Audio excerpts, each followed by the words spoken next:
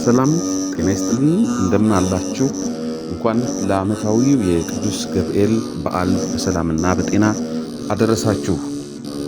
የቅዱስ ገብርኤል ዓመታዊ ክብረ በዓል በተለየ ታኅሳሱ ለምን እንደሚከበር ከዚህ እንደሚከተለው እናቀርባለን። በንጉሥ ናቡከደነፆር ዘመነ መንግሥት እስራኤላውያን በባቢሎናውያን ቅኝ ግዛት ስር በወደቁበት ጊዜ ከአይሁድ ወገን የሆኑት አዛርያ፣ አናንያና ሚሳኤል የተባሉት ሦስቱ ሕፃናትም ተማርከው በባርነት ተወሰዱ። ንጉሡም መልካቸው ያማረ የንጉሣውያንና የመሳፍንት ልጆች የሆኑትን መርጦ ስነ ጥበብ፣ ስነ መንግሥት፣ አስተዳደርና የባቢሎናውያን ቋንቋዎችን እንዲሰለጥኑ ለማድረግ በቤተ መንግሥት አስቀምጦ ይቀልባቸው ጀመር። ሦስቱ ሕፃናት ግን እርሱን በመንቀፍ የንጉሡ አገልጋይ ጥራጥሬና ውሃ ብቻ እንዲሰጣቸው በማሳመን ስለ ፈጣሪያቸው ታምነው ለ10 ቀናት ቆዩ። በኋላም ሲታዩ ጮማ ከሚበሉትና ጠጅ ከሚጠጡት ይልቅ ያምሩ ነበር። ከዚህ በኋላም ወጣት ምርኮኞቹ በሙሉ ወደ ንጉሡ ናቡከደነፆር ፊት ቀርበው ዕውቀታቸው በተስተካከለበት ጊዜ ሦስቱ ሕፃናት ጥበባቸውና ማስተዋላቸው ከሌሎቹ እጅጉን በልጦ ተገኘ። በዚህም ንጉሡ በነገር በመደነቅ በሦስቱ አውራጃዎች ላይ ሾማቸው። በዚህም ጊዜ ባቢሎናውያን በሕፃናቱ መመረጥና መሾም ከመቅናታቸው የተነሳ ከንጉሡ ጋር ቀንተው ለማጣላት ንጉሡ ወዳጅና ጠላቱን ይለዩ ዘንድ ራሱን የሚመስል ምስል ሰርቶ እንዲያቆም መከሩት። እርሱም ምክራቸውን ተቀብሎ ቁመቱ 60 ክንድ ወርዱም 6 ክንድ የሆነ ወርቅ ምስል አሰራ። በባቢሎንም አውራጃ በዱራ ሜዳ አቆመው። መኳንንትና ሹማምንቱ፣ አዛዦቹና አዛውንቶቹ፣ በጅሮንዶቹና አማካሪዎቹ፣ መጋቢዎቹ፣ አውራጃ ገዦቹም ሁሉ ይሰበሰቡ ዘንድ ንጉሡ ናቡከደነፆርም ላቆመው ምስል ምረቃ ይመጡ ዘንድ ላከ። በምረቃ የተገኙት አዋጅ ነጋሪው እንዲሁ በማስለት ተናገረ። ሕዝቡም አሕዛብም በልዩ ልዩ ቋንቋዎች የምትናገሩ ሆይ ንጉሥ ይላችኋል፣ የመለከትና የእንቢልታን የመሰንቆንና የክራርን የበገናንና የዋሽንትን የዘፈንን ሁሉ ድምፅ በሰማችሁ ጊዜ ወድቃችሁ ንጉሡ ናቡከደነፆር ላቆመው ለወርቁ ምስል እንዲወድቁ የሚያስገድድ በዚያን ጊዜ በሚነድ እሳት እቶን ውስጥ ይጣላል፣ የማይሰግደው ማለት ነው። እነርሱም ንጉሡ እንዳዘዘው ማድረግን ጀመሩ። ሆኖም ግን ሦስቱ ሕፃናት የንጉሡን ናቡከደነፆርን ትእዛዝ እንዳልተቀበሉ ሕዝቡ በሰማ ጊዜ ንጉሡ ጋር ሄደው ከሰሷቸው። እንዲህም አሉት፣ ንጉሥ ሆይ በባቢሎን ሀገሮች ለሚሠራ ሥራ የሾምካቸው ለአይሁድ ወገን የሆኑት ትእዛዝህን እምቢ እያሉ አምሳያህን ያላመለኩ ለሠራኸውም ለወርቁ ምስል ያልሰገዱ አዛርያ፣ አናንያና ሚሳኤል የተባሉት 3 ሰዎች አሉ ብለው ነገሩት። ንጉሡም ይህን ሲሰማ ተንቆጥቶ 3ቱን ሕፃናት ያመጧቸው ዘንድ አዘዘ። ካሉበትም ተጠርተው ወደ እርሱ ቀረቡ። እርሱም ስለምን የእርሱን የአምላክ የቀረቡትን እንደቀሩና ላቆመው ምስል ያልሰገዱበትን ምክንያት ጠየቃቸው።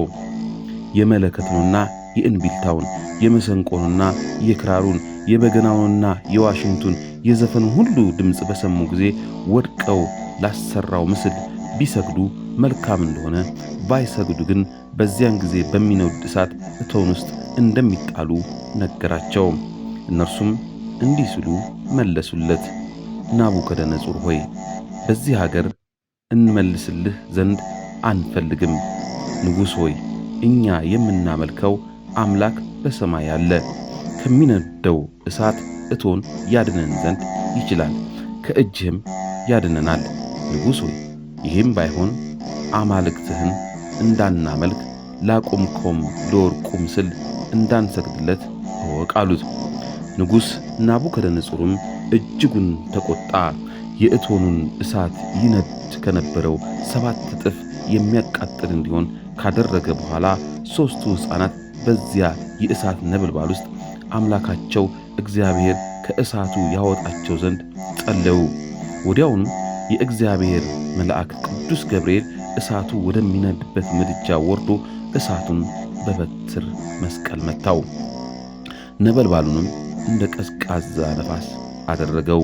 አናንያ፣ አዛርያና ሚሳኤል እሳቱ ምንም ሳይነካቸው የራስ ጠጉራቸው እንኳን ሳይለበልባቸው ዳኑ። በእሳቱ ጉድጓድ ውስጥም ያለ ፍርሃት እየተመላለሱ የአባቶቻችን ፈጣሪ እግዚአብሔር ይክበር ይመስገን፣ ስሙ የተመሰገነው ነው፣ ለዘላለም የከበረ ነው እያሉ አመሰገኑት። ንጉሡ ናቡከደነፆር የእነርሱን መዳን አይቶ ሲያመሰግኑም ሰምቶ ተደነቀ። አማካሪዎቹንም 3ቱ ሕፃናት ታስረው በእሳት ከተጣሉ በኋላ እንዴት ሊፈቱ እንደቻሉ በመገረም ጠየቃቸው። ከአማካሪዎቹ አንዱ እኔ የተፈቱ በእሳትም መካከል የሚመላለሱ 4 ሰዎችን በዚያ ያለው ምንም የነካቸው የለም፣ የ4ተኛውም መልክ የእግዚአብሔር ልጅ ይመስላል አላቸው። ወደ ምድጃውም ቀርበው 3ቱ ሕፃናት ይወጡ ዘንድ አዛቸው። እነርሱም ከእሳቱ መካከል ወጡ። በዚያ የተሰበሰቡት ሁሉ ሰውነታቸውም ጠጉራቸውም እንዳልተነካ አዩ። ንጉሡም በፊታቸው ለእግዚአብሔር ሰገደ። ለሕዝቡም ከእግዚአብሔር በስተቀር ሌላ አምላክ እንዳያመልኩ ለጣዖታትም እንዳይሰግዱ ትእዛዝ አስተላለፈ። እንዲያውም አናንያ፣ አዛርያና ሚሳኤል ያዳናቸው አምላክ የስድብን ነገር የሚናገር እንደሚቀጣም አስታወቀ። 3ቱ ሕፃናትንም ደግሞ አይሁድን ሁሉ አስገዛላቸው።